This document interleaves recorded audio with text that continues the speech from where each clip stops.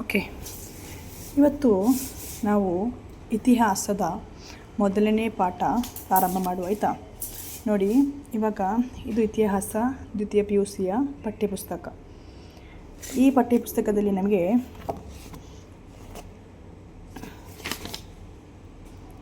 ಎಷ್ಟು ಪಾಠ ಇದೆ ಅಂತ ಹೇಳಿದರೆ, ಸೆಕೆಂಡ್ PUC ಎಕ್ಸಾಮ್ ನಿಟ್ಟಿನಲ್ಲಿ ನಮಗೆ ಸುಮಾರು 8 ಪಾಠಗಳಿವೆ. ಓಕೆ, ಸುಮಾರು ಎಷ್ಟು ಪಾಠಗಳಿವೆ? 8 ಪಾಠ. ಅದರಲ್ಲಿ 4ನೇ ಪಾಠದಿಂದ ಏನಾಗುತ್ತೆ, 4.1, 4.2, 4.3 ಆಗಿ ಡಿವೈಡ್ ಆಗುತ್ತೆ. 5 ಕೂಡ ಅಷ್ಟೇ, 6 ಒಂದು ಪಾಠ, 7 ಮತ್ತೆ ಡಿವೈಡ್ ಆಗುತ್ತೆ. ಸೊ ತುಂಬ ಟಾಪಿಕ್ಸ್ ಇದೆ. ಸೊ ಇವಲ್ಲಿ ಸ್ಲೋ ಆಗಲಿ ಹೋಗಲಿಕ್ಕೆ ಆಗಲ್ಲ, ಬಿಕಾಸ್ ಯಾಕೆಂತ ಹೇಳಿದರೆ ತುಂಬ ಟೈಮ್ ತಗೊಳ್ಳುತ್ತೆ. ಮೊದಲನೇ ಪಾಠ ಪೀಠಿಕೆ ನಾನು ಬ್ರೀಫಾಗಿ ಹೇಳ್ತಾ ಹೋಗ್ತೀನಿ. ಭಾರತ ದೇಶ ಅಂತ ಹೇಳಿದರೆ ಒಂದು ಸುಮಾರು 4,000 ಇತಿಹಾಸ ಹೊಂದಿರುವ ದೇಶ ಯಾವುದು? ಭಾರತ ದೇಶ. ಈ ಭಾರತ ದೇಶವನ್ನು ಭಾರತ ವರ್ಷ ಎಂದು ಕರೀಬಹುದು, ಭಾರತ ಖಂಡ ಎಂದು ಕರೀಬಹುದು, ಜಂಬೂ ದ್ವೀಪ ಅಥವಾ ಹಿಂದೂಸ್ತಾನ್ ಅಥವಾ ಇಂಡಿಯಾ ಹೀಗೆ ಬೇರೆ ಬೇರೆ ಹೆಸರುಗಳಿಂದ ಕರೆಯಲ್ಪಟ್ಟ ದೇಶ ಯಾವುದಾಗಿರುತ್ತೆ? ಭಾರತ ದೇಶ ಆಗಿರುತ್ತೆ. ಈ ಭಾರತ ದೇಶಕ್ಕೆ ಹಲವಾರು ವಿದೇಶಿಗರು, ಹಲವಾರು ಯಾತ್ರಿಕರು, ಹಲವಾರು ವ್ಯಾಪಾರ ವ್ಯವಹಾರ ಮಾಡುವವರು ಏನಾಗಿದ್ದಾರೆ? ವಲಸೆ ಬಂದಿದ್ದಾರೆ.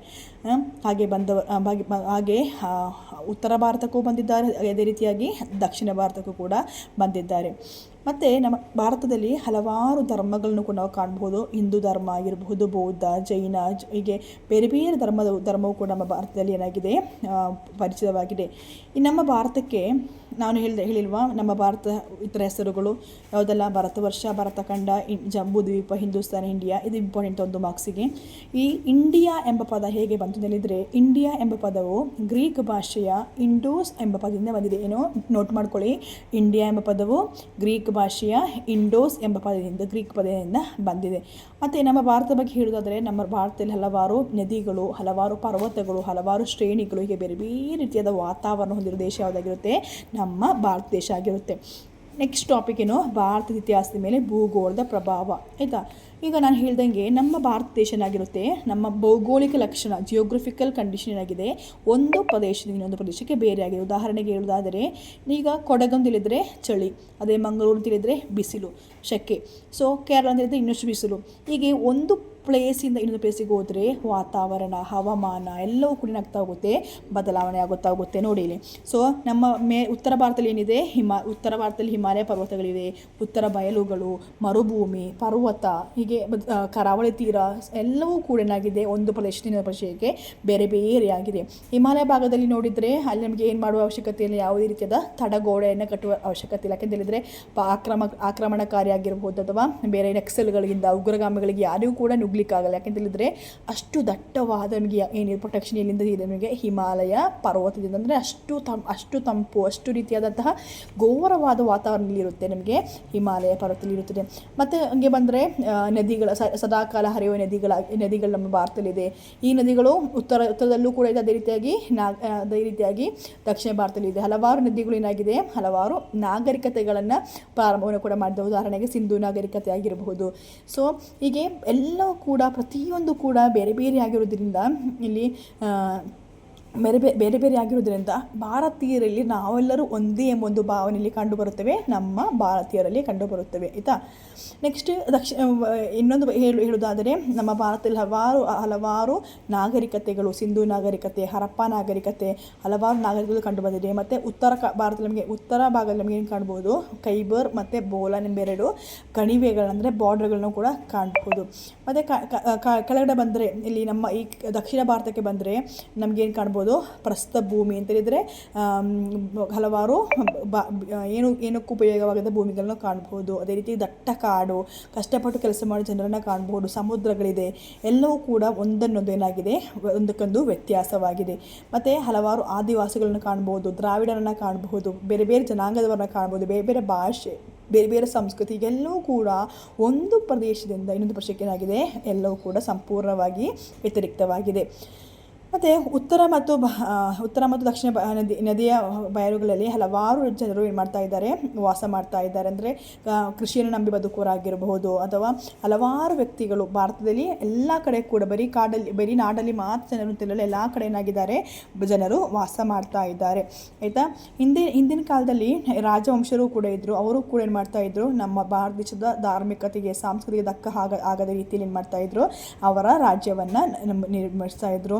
ಆ ಸಮಯದಲ್ಲಿರುವಂಥ ಕವಿಗಳಾಗಿರ್ಬೋದು, ಶಿಲ್ಪಿಗಳಾಗಿರಬಹುದು, ಅಥವಾ ಕೆತ್ತನೆ ಮಾಡುವವರಾಗಿರ್ಬೋದು, ಎಲ್ಲರೂ ಕೂಡ ಒಬ್ಬರಿಂದ ಇನ್ನೊಬ್ಬರಿಗೆ ಏನಾಗಿದ್ರು, ಪ್ರತಿಭೆಗಳಾಗಿದ್ದು. ಇದಿಷ್ಟು ಯಾವುದರ ಬಗ್ಗೆ, ಭೌಗೋಳಿಕ ಸ್ವಭಾವದ ಬಗ್ಗೆ. ಇನ್ನು ಯಾವುದರ ಬಗ್ಗೆ, ವೆರಿ ಇಂಪಾರ್ಟೆಂಟ್ 10 ಮಾರ್ಕ್ಸ್ ತುಂಬ ಪ್ರಮುಖವಾದ ಪ್ರಶ್ನೆ, ಭಾರತೀಯ ಇತಿಹಾಸದ ಲಕ್ಷಣವನ್ನು ವಿವರಿಸಿ. ಭಾರತೀಯ ಇತಿಹಾಸ ನಮಗೆಲ್ಲರಿಗೂ ಗೊತ್ತು, ಭಾರತ ಎಂಬುದೊಂದು ದೊಡ್ಡ ರಾಷ್ಟ್ರ, ಜಗತ್ತಿನಲ್ಲಿ ಅತಿ ದೊಡ್ಡ 7ನೇ ರಾಷ್ಟ್ರ ನಾವು ಯಾವುದನ್ನು ಕರೆಯಲಾಗುತ್ತೆ, ಭಾರತವನ್ನು ಕರೆಯಲಾಗುತ್ತೆ.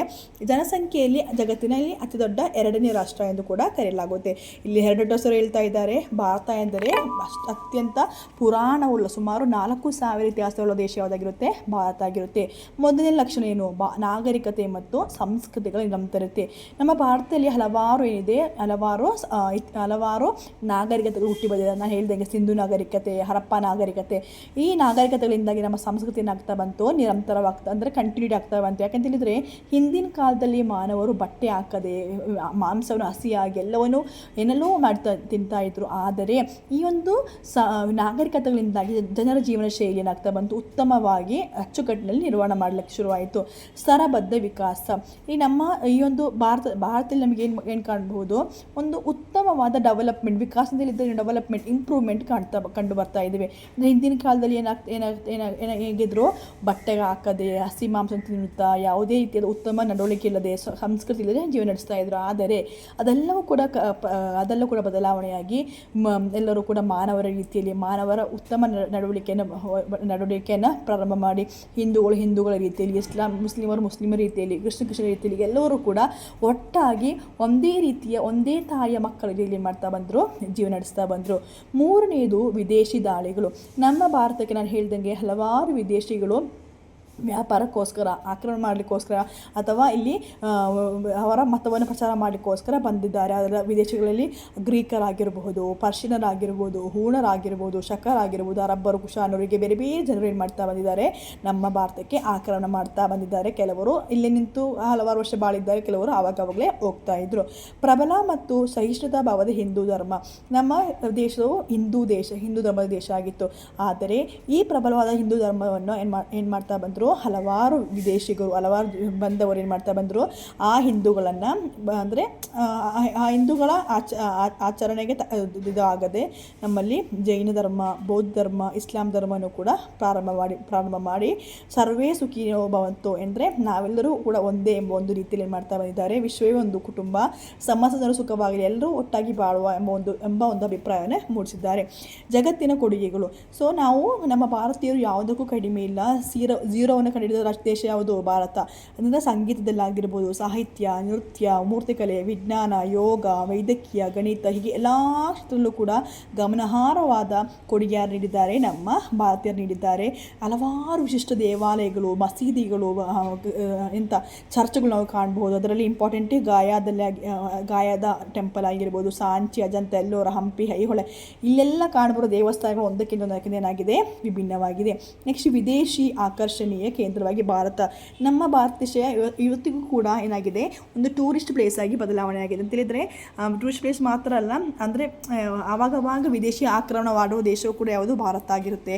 ಬೇರೆ ಬೇರೆ ಕಡೆಗಳಿಂದ ಶಿಕ್ಷಣಕ್ಕೋಸ್ಕರ ಅಥವಾ ವ್ಯಾಪಾರಕ್ಕೋಸ್ಕರ ಬರುವುದು ಎಲ್ಲಿಗೆ, ನಮ್ಮ ಭಾರತಕ್ಕೆ ಮಾತ್ರ ಆಗಿರುತ್ತೆ. ಅಂದರೆ ನಮ್ಮ ಭಾರತ ಹಿಂದಿನಿಂದಲೇ ಏನಾಗಿದೆ, ಅಗಾಧವಾದ ಫಲವತ್ತವಾದ ಸಂಪತ್ತು, ಚಿನ್ನ, ಹೊನ್ನನ್ನು ಹೊಂದಿರುವ ದೇಶ ಆಗಿತ್ತು. ಅಷ್ಟು ಮಾತ್ರ ಅಲ್ಲ, ಸುಂದರವಾದ ನಿಸರ್ಗ ತಾಣಗಳು, ಗಿರಿಧಾಮಗಳು, ಹಿಮಾಲಯ ಪರ್ವತ, ಕಾಶ್ಮೀರ, ಬ್ಯೂಟಿಯಲ್ಲಿ ಆಗಿರ್ಬೋದು, ಕೇರಳ ಆಗಿರ್ಬೋದು, ಕಡಲ ತೀರ, ಎಲ್ಲವೂ ಕೂಡ ಒಂದರಿಂದ ಒಂದು ಏನಾಗಿದೆ, ಸೌಂದರ್ಯ ರಮಣೀಯವಾಗಿ. ಅದರಿಂದ ವಿದೇಶಿಗರಾಗಿ ಯಾವತ್ತು ಇಂಡಿಯಾ, ಭಾರತ ನಿಲ್ಲಿದ್ರೆ ಏನಾಗಿರುತ್ತೆ, ಒಂದು ಕನಸಿನ ರಾಜ್ಯವಾಗಿರುತ್ತೆ. ಇದಿಷ್ಟು 6 ಪಾಯಿಂಟ್ ಯಾವುದರ ಬರುತ್ತೆ, ಭಾರತೀಯ ಇತಿಹಾಸದ ಲಕ್ಷಣ. ಮೊದಲನೇದೇನು, ನಾಗರಿಕತೆ ಮತ್ತು ಸಂಸ್ಕೃತಿ ನಿರಂತರತೆ, ಸ್ತರಬದ್ಧ ವಿಕಾಸ, ವಿದೇಶಿ ದಾಳಿ, ಪ್ರಬಲ ಮತ್ತು ಸಹಿಷ್ಣುತ ಹಿಂದೂ ಧರ್ಮ, ಜಗತ್ತಿನ ಕೊಡುಗೆಗಳು, ಮತ್ತು ವಿದೇಶಿಯರ ಆಕರ್ಷಣೆ ಕೇಂದ್ರವಾಗಿ ಭಾರತ, ವಿವಿಧ. ಇದಿಷ್ಟು 6 ಪಾಯಿಂಟ್ ಏನಾಗಿರುತ್ತೆ, ಇತಿಹಾಸದ ಲಕ್ಷಣ. ವೆರಿ ವೆರಿ ವೆರಿ 5 ಮಾರ್ಕ್ಸಿಗೆ, ನಾನು 10 ಮಾರ್ಕ್ಸಿಗೆ ಹೇಳಿದೆ, 5 ಮಾರ್ಕ್ಸಿಗೆ very very very very important question. Okay, ಇದಿಷ್ಟು ಅರ್ಥ ಆಯಿತಾ? ಇವತ್ತು ಸಂಜೆ ಆಗೋಷ್ಟರಲ್ಲಿ ಅಥವಾ ನೀವು ಯಾವಾಗ ಫ್ರೀ ಆಗುತ್ತೋ ಆವಾಗ ನೀವೇನು ಮಾಡಿ ಅಂತ ಹೇಳಿದರೆ, ಭಾರತೀಯ ಇತಿಹಾಸದ ಲಕ್ಷಣ ಅದನ್ನು ಕಲಿತು ಒಂದು ಸಲ ಬರೆದು ನನಗೆ ಫೋಟೋ ಹಾಕ್ಕೊಡಿ ಆಯಿತಾ. ಏನಾದರೂ ಡೌಟ್ಸ್ ಇದ್ದರೆ ಹೇಳಿ. Thank you.